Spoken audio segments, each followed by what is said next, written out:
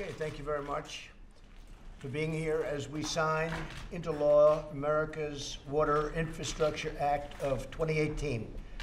This important bill authorizes water infrastructure projects that benefit almost every state in the country.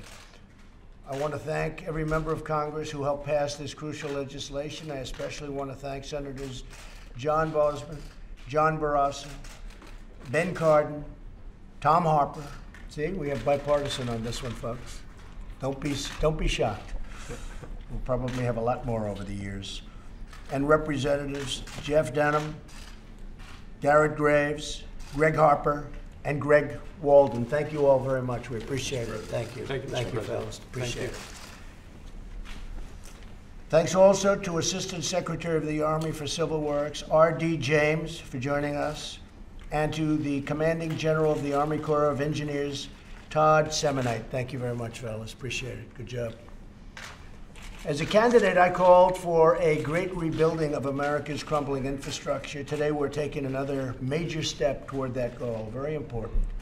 This bill authorizes needed funding and tools to enhance our coastal ports, reduce flood risks, restore ecosystems, upkeep our inland waterways, which are in deep, deep trouble, but they won't be for very long, upgrade our dams, hydropower, and irrigation systems, and improve drinking water treatment, storage, and delivery. With this legislation, we will also better protect American communities from hurricanes and storms.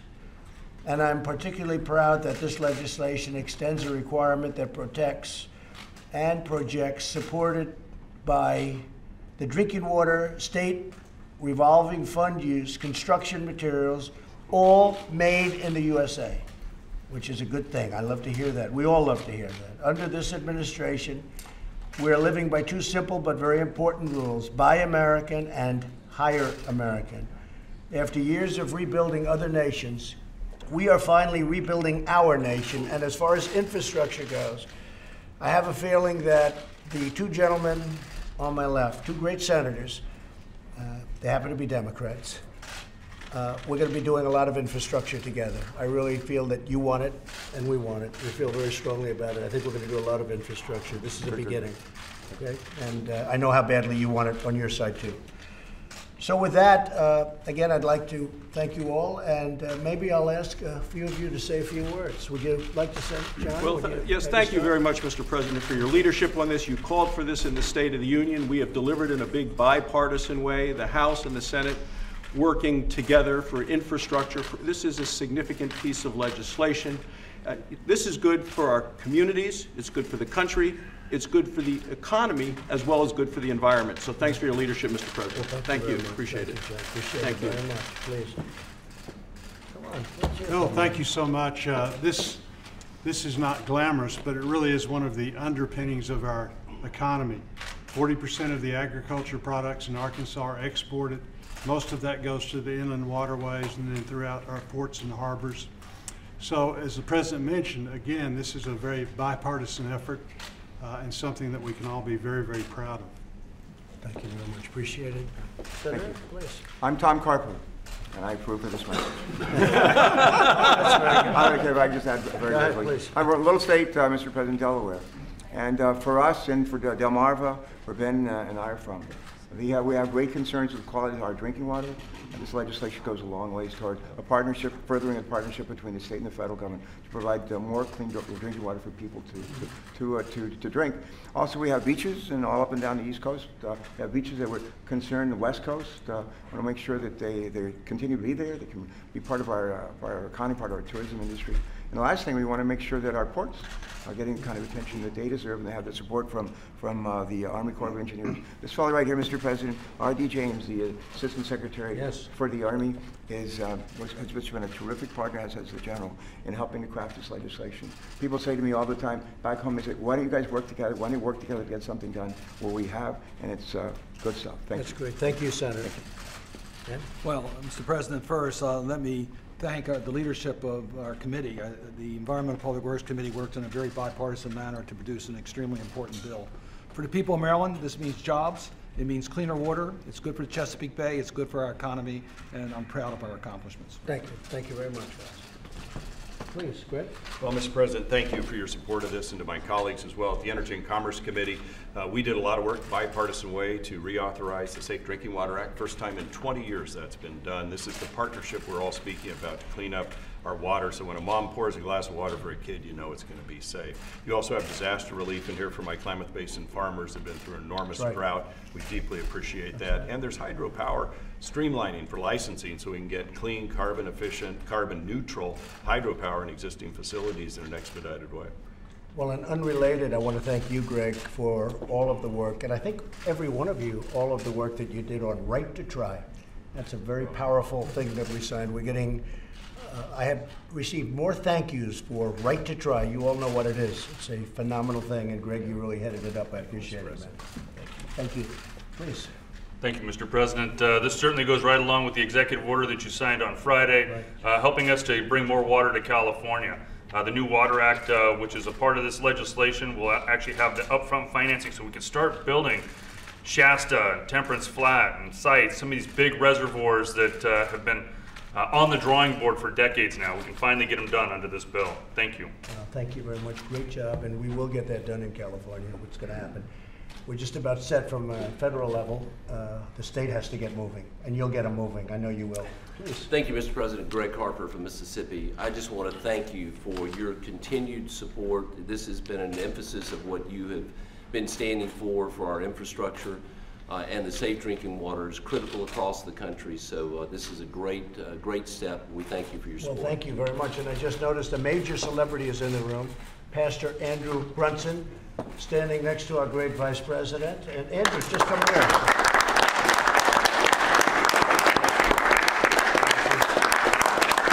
Stay in the country for a while, Andrew. Stay here for a little while. Great.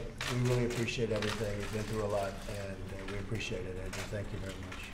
Thank you for all you did for us. We're very grateful. Thank you very much, Andrew. Appreciate it very much. Would you like to say something?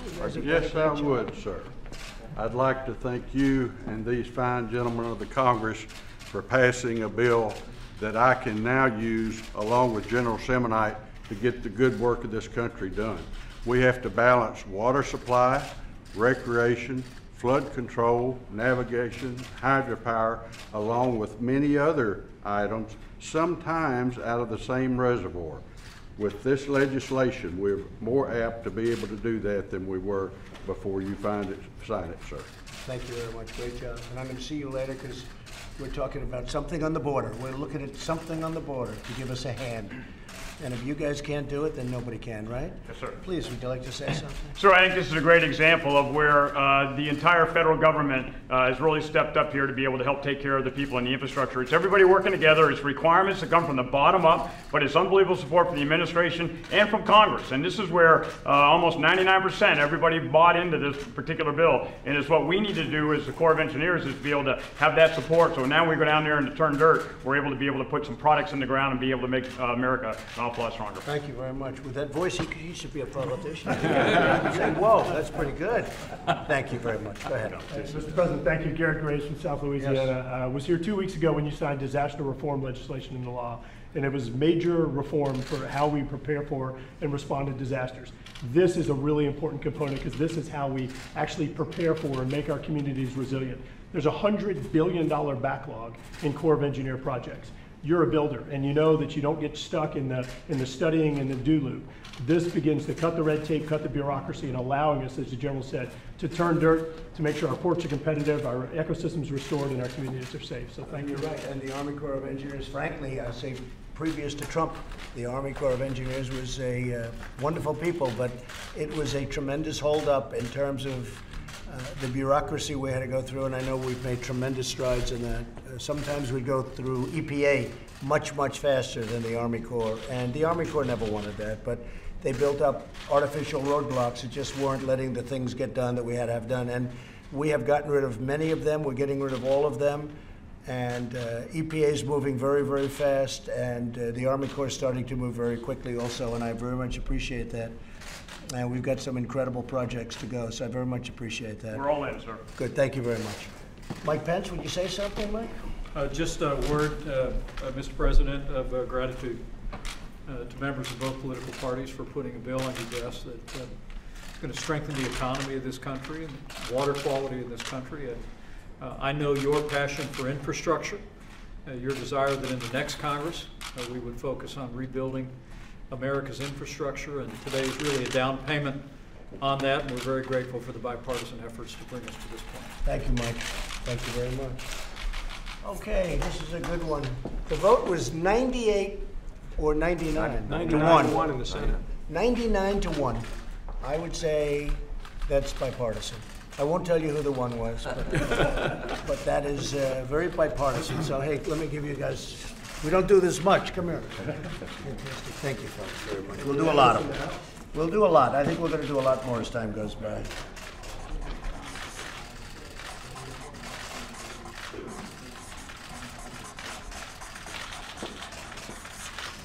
Okay. This is so thick I won't bother holding it up. You've seen me hold it up before. I think maybe what I should do, unless somebody disagrees, I think I'll give this pen to Pastor Brunson. That's great. Right? Where's Pastor Brunson, please?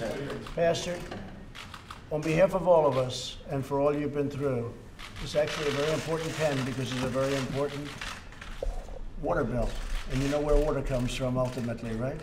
Well, God has blessed us with many natural resources as a country, and we need to be grateful to Him.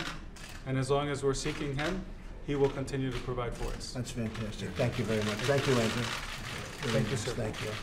And what we'll do is we'll hand out some, okay? Thank you. Thanks very much. Let me do that. You know, in the old days, the presidents would sign one letter at a time. That's right. And it looked terrible. When you looked at the signature, it really did look terrible. You have it all set? Come on, Greg. Okay, fellas. Give this to Chuck Schumer. Okay, we're very proud of this bill. A lot of work was in when this has been going on for a long time. And I think particularly 99 to 1 is something that's very special, especially in this day and age. I think we're going to have a lot more of it, especially maybe with infrastructure, but other things also. So thank you all for being here. I very much appreciate it. Mr. President, are you going to meet with Vladimir Putin in Paris in a couple of weeks? We may. It's being discussed right now. Mike Bolton, as you know, is in Russia, talking about various things, including the whole nuclear situation, where we were not treated well for many years. This should have been done a long time ago. And I think something good could come out of that. And I very well meet with, I think we probably will. It hasn't been set up yet, but it probably will be.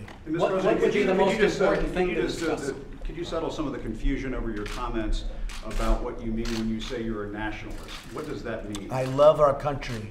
And our country has taken second fiddle. If you look at the trade deals, and nobody knows it better than me, I'm knocking out some of the worst deals I've ever seen, where we're giving all of our wealth, all of our money to other countries, and then they don't treat us properly, where we're protecting other rich countries, very, very rich countries, including, by the way, a country that happens to be very much in the news, Saudi Arabia, immensely wealthy, and we're taking care of their military for a fraction of the cost. Not fair to us. Other countries also, immensely wealthy countries, and we have to get reimbursed for that. We should not be the world's police keeper and not get reimbursed. And by the way, when I bring up to the heads of countries like Japan, Prime Minister Abe, a friend of mine, I bring it up, he looks at me and he goes, I understand. They understand it. Nobody's ever asked him. I said, have you ever asked? I said, have you ever been asked, like, you have to be, like, help out? Nobody's ever asked.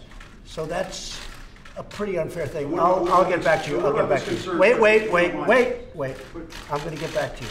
If I may it's nice in it. Should I ask my follow-up question? No, not now. I'll get back to you, I said. All right. I can't take the whole thing. You have a lot of other very fine... Well, no, I understand, but... Go ahead, yes. Mr. Erdogan. No, I'm behind you, please. Mr. President, have you heard back, or first of all, can you tell us what you think about what the Turkish president said today?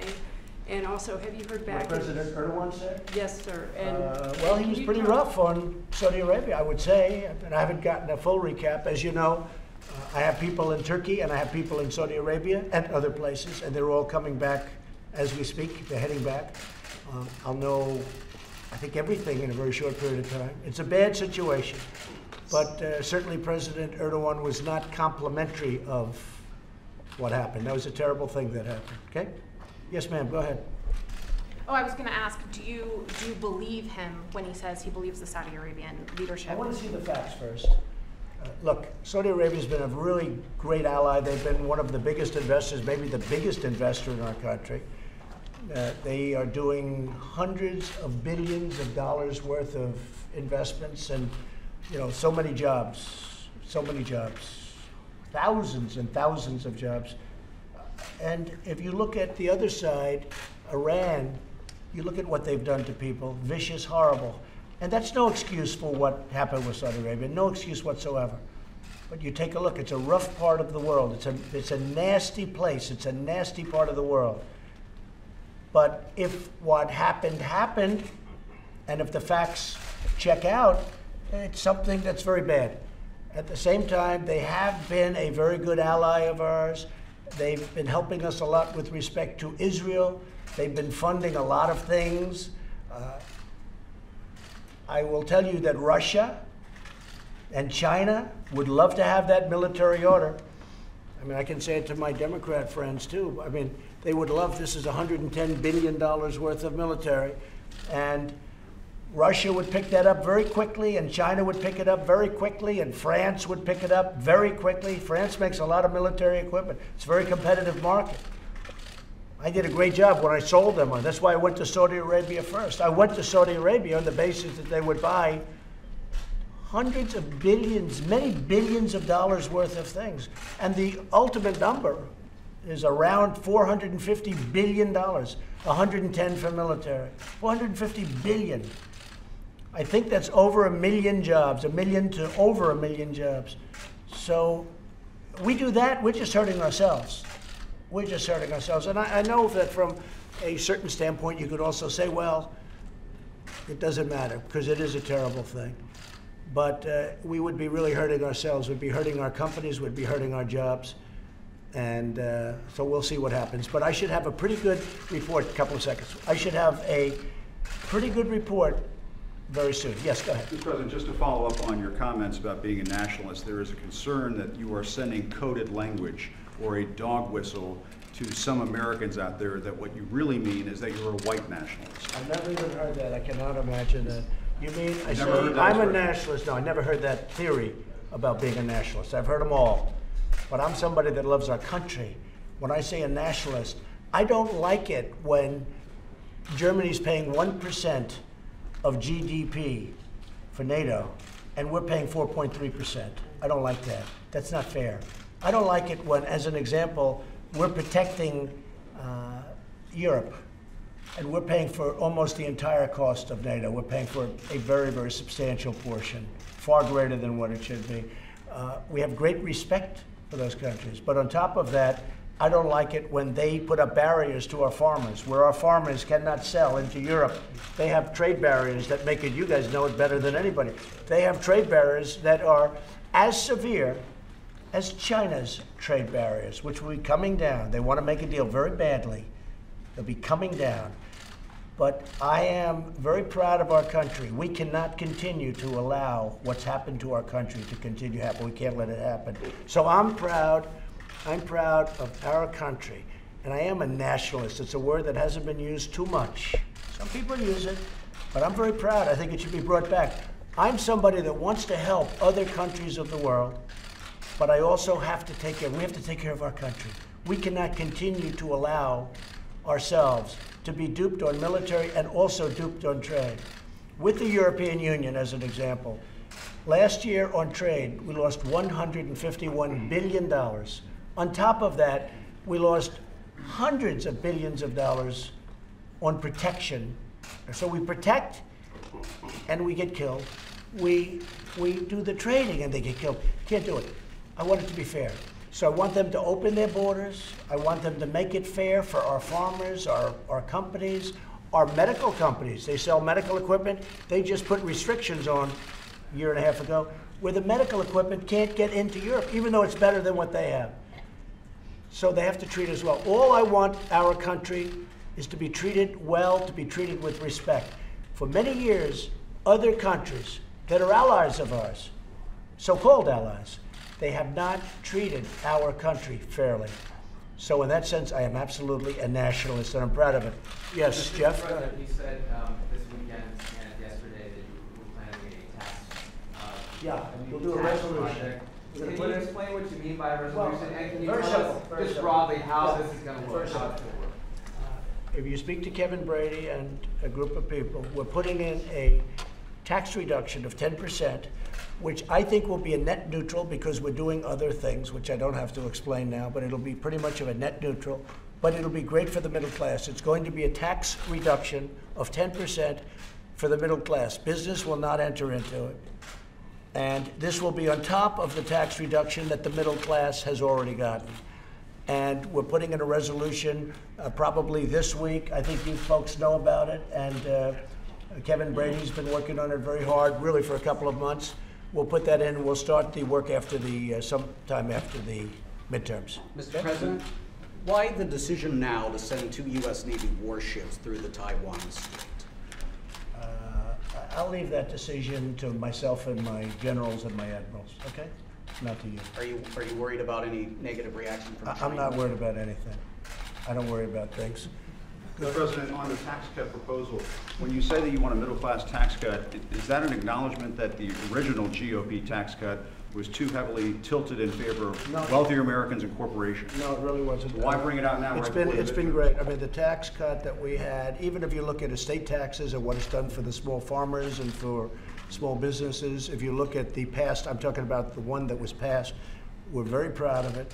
And what it did more than anything else, it brought jobs, tremendous numbers of jobs. That's why our job numbers, you hear it all the time when I speak. I mean, we have the best numbers, literally, we've ever had. African American unemployment, lowest ever. Asian American, Hispanic American, no matter what category you look at. Women, 65 years, lowest in 65 years. A lot of that was done by regulation cutting, and a lot of it was done by the tax plan. And that all inures, obviously, to the middle class. In addition, they paid less. I mean, they walk away with $2,000, $1,000, $4,000, a lot of money. This is in addition to that. But on this one, we're not going to do any business because we think the business is really very incentivized. On this one, we're doing a pure 10% tax cut for the middle class, in addition to what they've already gotten in the first cut. Shouldn't the middle class have gotten a bigger tax cut to begin with? Well, I didn't think we could get any more than we got. I mean, we got the max. And now, because of the fact that the economy is doing so well, we feel that we can give up some more. I couldn't have gotten that extra 10% when we originally passed the plan. We maxed out. Now, and we had to take care of jobs. Jobs are very important. We gave the middle class a lot, but we couldn't have. Now, as you've obviously seen, business has done so well. We've brought in many hundreds of millions of dollars from offshore because of the tax plan. And that all went to creating Apple as an example. I was with them. They're going to be spending $350 billion on building new facilities in the United States, which is something, as you know, from a long time ago. I've been saying it from the beginning. I want Apple to build their plants here. They're going to spend $350 billion. They're bringing in $230 billion offshore because of our tax plan. Now that helps everybody. That's good for everybody. But this is in addition to the very substantial tax cuts that the middle class has already gotten. So this will be a 10%. It's going to be a resolution probably introduced this week, the end of the week, or early next week. And Kevin Brady has been drawing it up actually for a while. We've been working on it very hard for a pretty long period of time. Okay? Yes, Jeff, go ahead, finish it. With somebody else, sir. Go ahead. Mr. President, you said yesterday that you expected a briefing from investigators today on the Saudi case. Is that still the case? Or? Well, they're heading back. A couple of them are heading back. Gina, as an example, went to Turkey. Have you heard anything preliminary? I've heard, but I'd rather talk about it when everybody's back here. Okay, so tomorrow you expect that? I think they'll be back tonight and tomorrow, early tomorrow. Almost all of them. Ahead of your meetings in Paris with President Putin and some other European leaders, have you spoken to any of them about the Saudi issue? Yes, we have, and Mike Pompeo has, and John Bolton is actually over there now. We've spoken to many of them. They are, nobody likes what happened. Let me put it that way. There's nobody that said, oh, gee, that's wonderful. They were all very angry about it, and they're very upset about it. Nobody more so than me. What do you think it means for the broader relationship going forward, whether or not this bill, or whether... Well, it's a good question, and I think what I'm going to be doing is maybe a little bit what I did with respect to the FBI investigations having to do with Justice Kavanaugh when they were asked for more time by the Democrats. I said, look, I'm going to leave it up to the senators that were doing the job. And I think here I'm going to leave it up very much to Congress. Congress has some very strong ideas both ways. I've been told by certain senators we want that investment to keep coming. At the same time, that doesn't mean that they're not going to do something. There has to be some kind of retribution. There has to be, no matter what you do. I've been told by others that they don't want investment of $450 billion. I think that's foolish, but there are some that feel that. But I'm going to leave it very much, in terms of what we ultimately do, I'm going to leave it very much in conjunction with me up to Congress. And that means Congress, both Republicans and Democrats, and one independent, right? But I want to have the folks in Congress come back and make recommendations to me. And I'd like that to be a bipartisan recommendation. I think we can get a bipartisan recommendation, I really do. Because I don't think they feel any differently than I do. It's terrible. It's a terrible thing. Mr. President, why do you think something like this could have happened? Do you think that there was a failure of leadership on the world stage, that Saudi Arabia wasn't concerned about They had a very bad original concept. It was carried out poorly, and the cover-up was one of the worst in the history of cover-ups. It's very simple. Bad deal, should have never been thought of. Somebody really messed up, and they had the worst cover-up ever. And where it should have stopped is at the deal standpoint, when they thought about it. Because whoever thought of that idea, I think, is in big trouble. And they should be in big trouble. Okay? Yes, anybody else? Mr. President, one more thing on the caravan. You had said that there were Middle Easterners in the caravan. Can you explain that? Are you saying there are terrorists Well, there in could that very well caravan? be, yeah. There could very well be. And if you look at... Do you know for sure? I have very good information. I have very good information. And if you look at what's happened with Honduras and statements made about Honduras, and even a phone call that our vice president had today, which I think you can maybe reveal. Do you want to mention that, Mike? Is that okay? Probably. Certainly. Go ahead, please. No, at the President's direction, I spoke to President Hernandez of Honduras. He told me that the caravan that's now making its way through Mexico, headed toward the southern border, was organized by leftist organizations and financed by Venezuela. We, as we've said... And the Democrats, maybe? And the Democrats? Well, Mr. President, where's the proof of that? Where's the Mr. President, I know it sounds like you're teasing about that, but where's the proof that Democrats are paying for this caravan? Why would they pay for a caravan? You know what?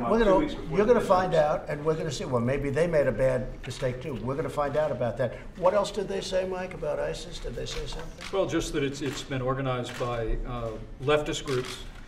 They've made their way north. Once they crossed into Guatemala, now crossed into Mexico. There's some estimates north of 7,000 migrants, so the group is growing. The United States of America intervenes and prevents 10 terrorists or suspected terrorists from coming into our country every day.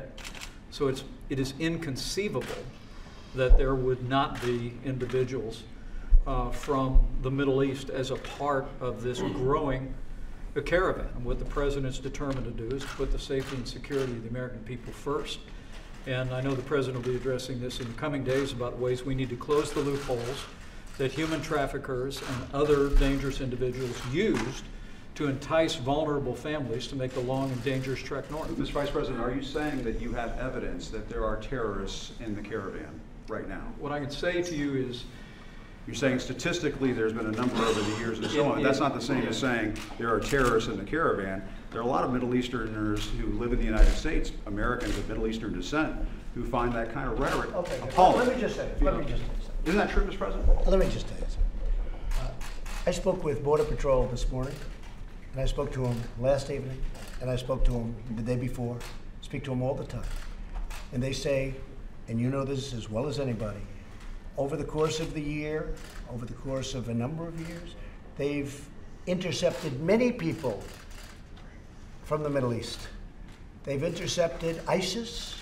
They've intercepted all sorts of people. They've intercepted good ones and bad ones. They've intercepted wonderful people from the Middle East, and they've intercepted bad ones. They've intercepted wonderful people from South America and from other parts further south. They've intercepted a lot of different people, but among the people they've intercepted very recently are people from the Middle East, okay?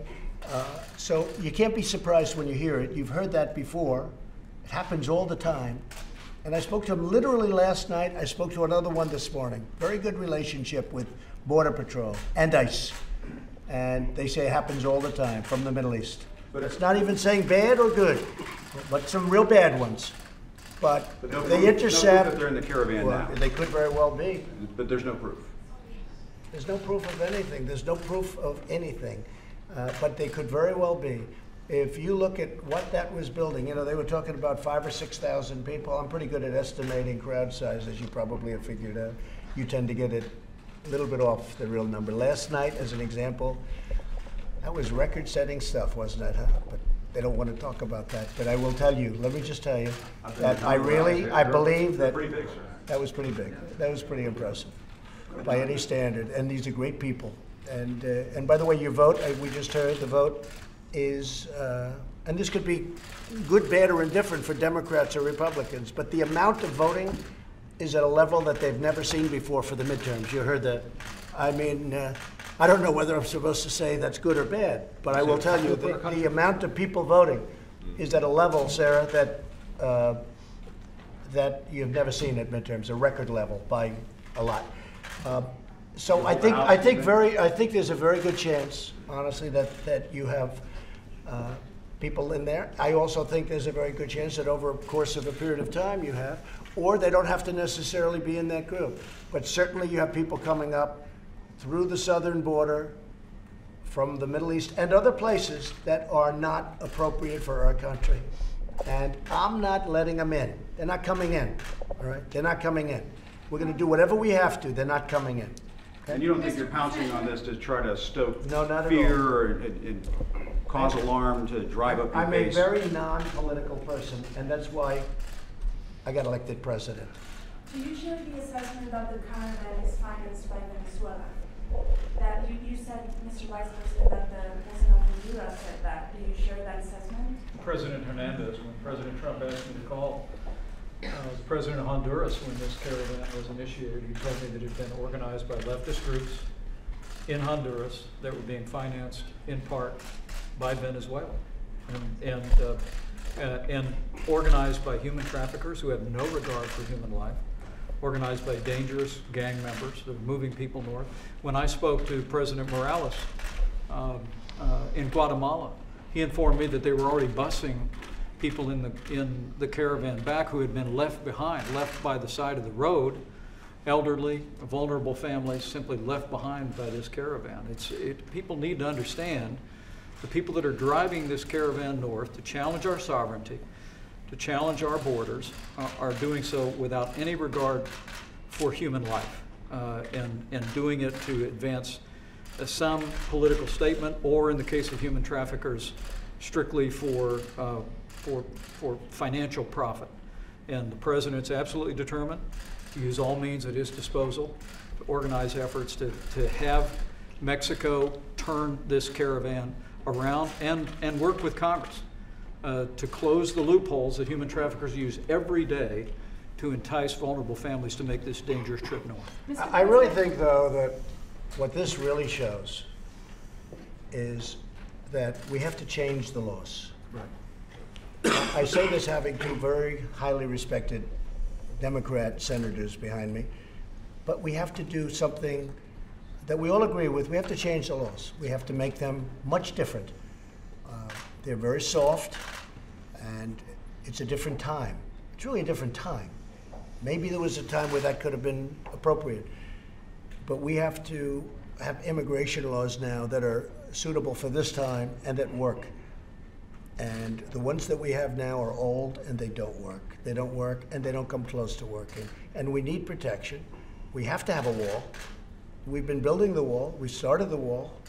San Diego's almost completed, the whole area, that whole area of California. But we want to do it quickly. We don't want to take years to do it. But I really believe that, and I think that, I don't say anything's that kind of an asset when you look at what's happening, when you look at heartache on both sides, because it really is, it's heartache on both sides. But when you look at 10,000 people, because I don't believe that was 5,000, I think that was much more than 5,000 people. But when you look at that massive group of people on the bridge, when you saw it on the bridge, the group, I really think that it probably spells out to us and Congress, something has to be done. You can't have this happen. Something has to be done. So in that way, I think maybe it's going to be a good thing. We're going to see.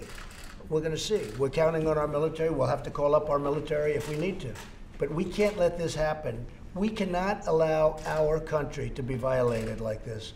And it's very unfair. People are waiting online that went through a legal system of immigration, and they've been going through it for many years. And they've worked hard. They've done everything they're supposed to do, and then people just come running across the border. It's really unfair to the millions of people that are waiting online to come in legally into our country. It's very unfair. Yeah, go ahead, Jim. Do you see any argument, Mr. President, for trying to improve conditions in those countries by not decreasing aid, but perhaps maintaining or increasing aid? I've heard that argument before, but it hasn't worked for a long time. Countries. I want to improve the conditions in our country. I want to improve the conditions here. Now, part of that condition and improving the condition is we are doing so well. So many companies are coming in. I spoke with Prime Minister Abiy very recently, and he informed me that we have 5 major car companies coming back. I said, you have to do something. You have to balance it out, because it's like a one-way street. The trade imbalances are so different between, as an example, Japan, just one. Japan and the United States. We have Foxconn coming in. They make the phones for Apple. They do a lot of work for Apple. They do a lot of work for everybody. They're opening up in Wisconsin. But we have a lot of companies coming in.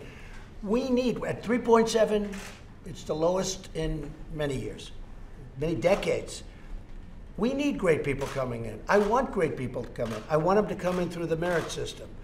I look at the people that we're talking about. I really watch pretty carefully all of the networks. I have to be honest with you, all of them. And you have even CNN. You did. Yeah, you had some beautiful shots of some very good people. And I really think that some of those people, a lot of those people, I think there's a lot of talent in that group. There's a lot of talent. We need people, because I have companies coming into the United States. They have to be able to get workers.